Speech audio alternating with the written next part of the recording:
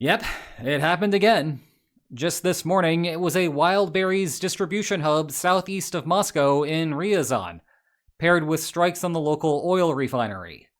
And there may have been a separate attempt south of Moscow that missed and instead hit a nearby third-party warehouse. Either way, the total losses are mounting. Even before this most recent wave, Estonian intelligence pegged the number at $2 billion, a figure that seems like it will inevitably grow.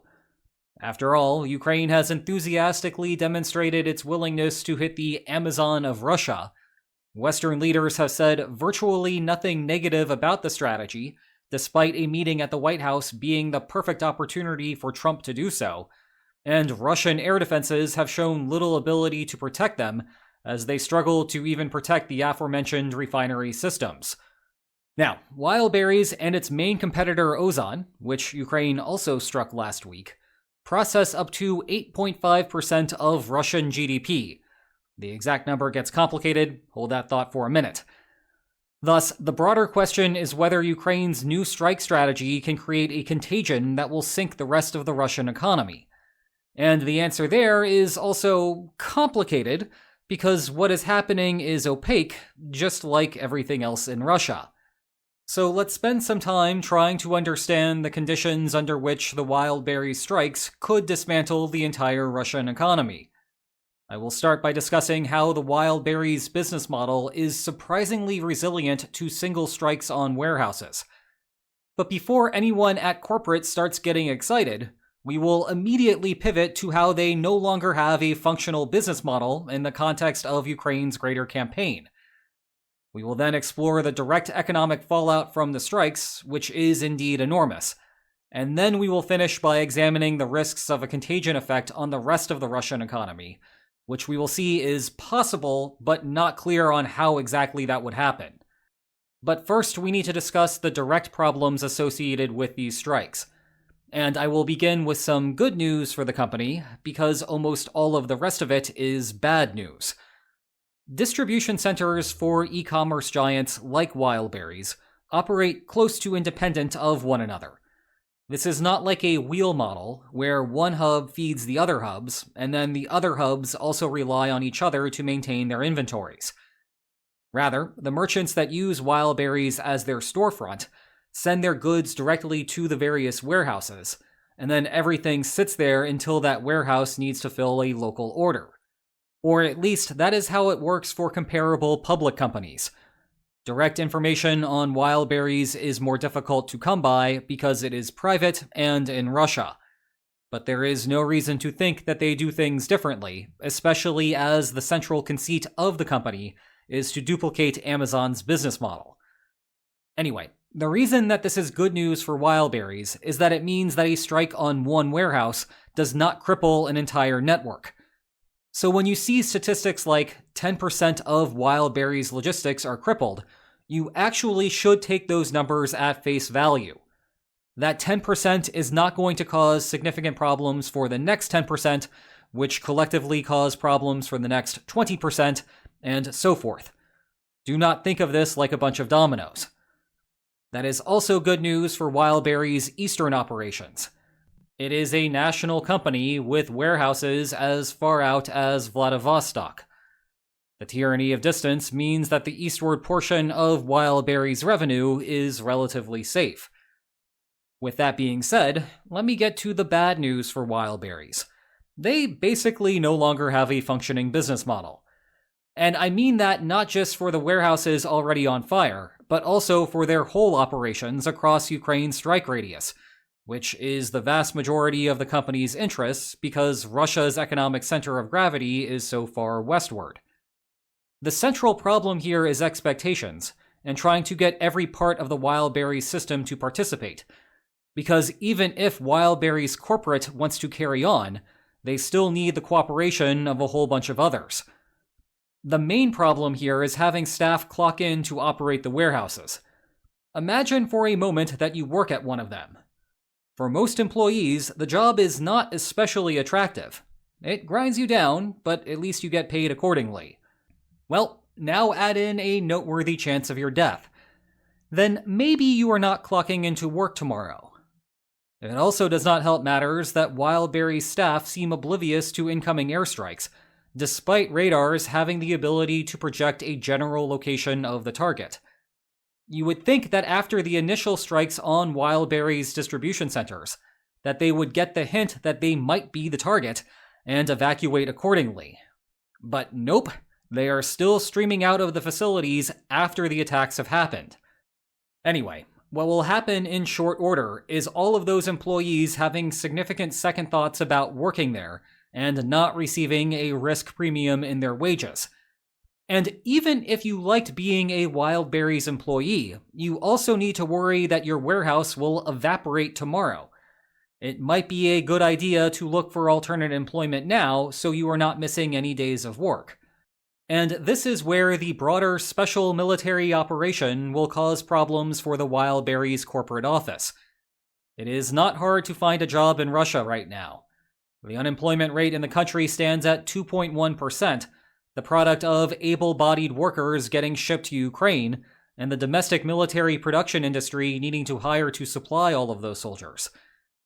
Meanwhile, sellers need to have the expectation that they will actually, sell their products on Wildberries rather than see everything be lit on fire. Right now, the signals that vendors are receiving are exactly the opposite of what they need. Remember, right before the initial strikes, Wildberries updated its terms of service to put suppliers on the hook for any goods destroyed in an act of SMO. Imagine being a small business and having the majority of your company's assets sitting in a Wildberries warehouse right now.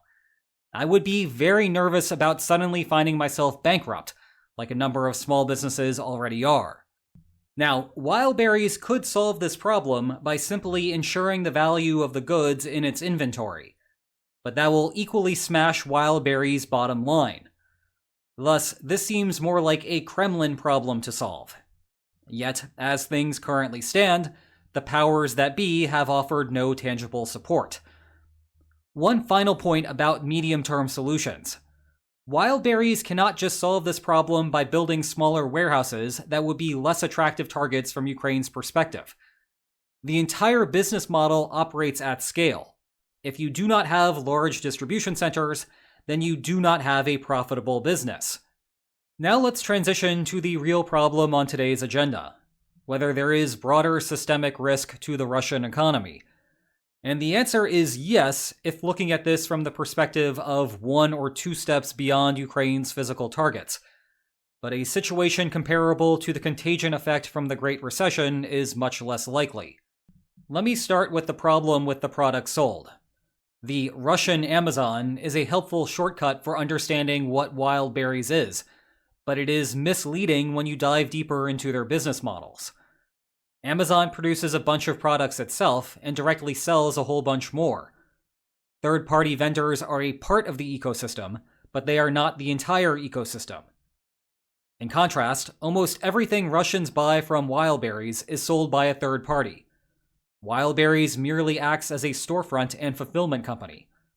To wit, Wildberries' gross merchandise value, essentially the amount of money running through the platform, was 6.1 trillion rubles in 2025.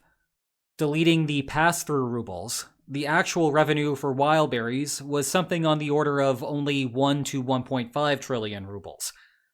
Note that I'm having to use comparable industry estimates here because as a private company, Wildberries did not release its revenue figures. Consequently, there are 2 ways that you could look at this. One is that everything falls apart, and 6.1 trillion rubles is about to be deleted from the Russian economy, minus whatever sustainable value there is out east. To put that in more familiar terms, we are looking at about $80 billion. It is also how you get to the 8.5% of Russian GDP figure from earlier, once you add the broader e-commerce systems under attack. The counterpoint is that the vendors can seek alternative arrangements, which will mitigate the total economic damage. But we should be cautious here about the practicality of those solutions. These companies, as well as their potential competitors, cannot just revive the brick-and-mortar model overnight. And even if they did, I am not sure what that says about the special military operation more generally, as it would effectively have set back economic progress by about 2 decades. The better alternative, still not a good alternative, just a better alternative, is to continue using Wildberries as a storefront and then fulfill orders on your own. I am sure that medium-sized vendors will try this. It will cost more for them without the economies of scale, and it will be substantially slower for consumers, but at least it will work. For truly small businesses, though, this will be an absolute mess. They cannot scale accordingly and needed Wildberries to fill that role.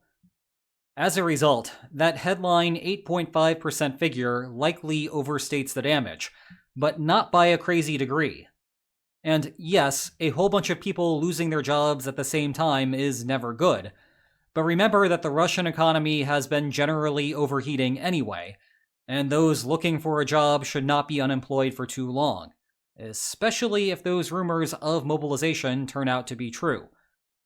In turn, I would describe the challenges here more as political problems for the Kremlin, rather than systemic risk for the entire Russian economy. However, things get more complicated if we start looking at this from the banking sector's perspective, and the risk of contagion. And bear with me here for a second, because it is understandable if you have heard conflicting messages on this front. Wildberries itself does not seem to have any serious debt obligations. It has, or at least had, plenty of cash flow, so it would seem that it could at the very least weather the storm for a while. That said, there is a bit of business sleight of hand here, because the Wildberries parent company is at risk of drowning. Remember, the business model here was to create enormous economies of scale. That meant investing in a gigantic distribution network designed to claw back rubles sale by sale over the decades. Now, we do not know exactly what this level of debt is, again because Wildberries is a private company. But one estimate, notably done before the drone saga began, and thus untainted by the traditional "Russia is done" opinions, put it at $16.3 billion. Roughly 40% of that is owed to a major state-owned bank.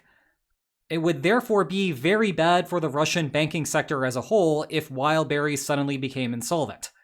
Still, there is a difference between very bad and goodbye Putin.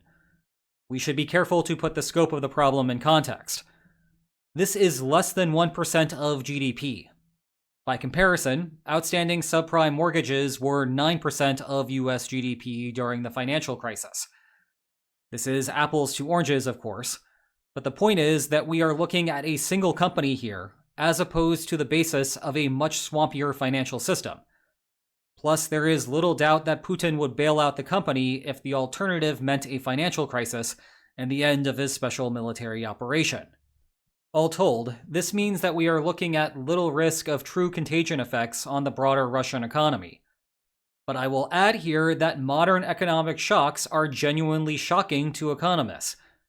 When we understand what is happening with the system, we broadly know how to implement policies that mitigate the negative economic consequences.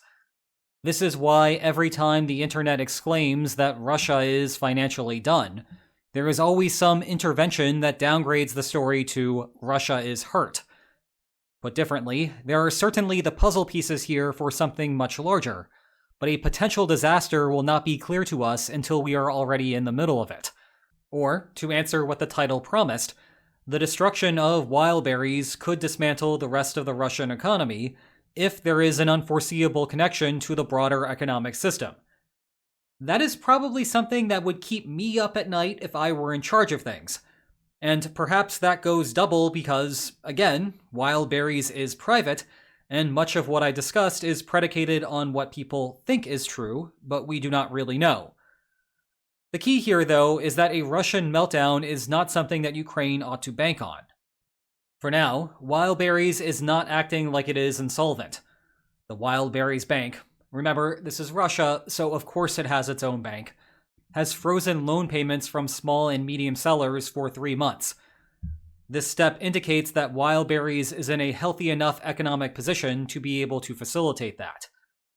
Correspondingly, prediction markets only show a 9% chance that Wildberries will declare bankruptcy this year. And I think it is worth putting that in context. You have undoubtedly heard many on the Wildberries is done / Putin is done hype train telling you that it is all over. Undoubtedly, you will hear more of those calls in the next few weeks. This is the right message to send if you want to generate clicks and live in a bubble where the accuracy of your predictions has little bearing on your viewership. At least on prediction markets, people only get paid based on whether they are right or wrong.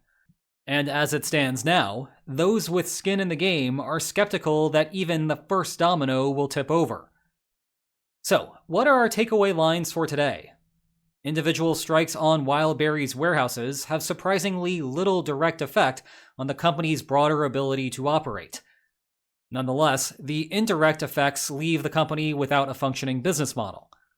There will be significant economic and political problems for those directly connected to the company, but the risk of a general contagion is low.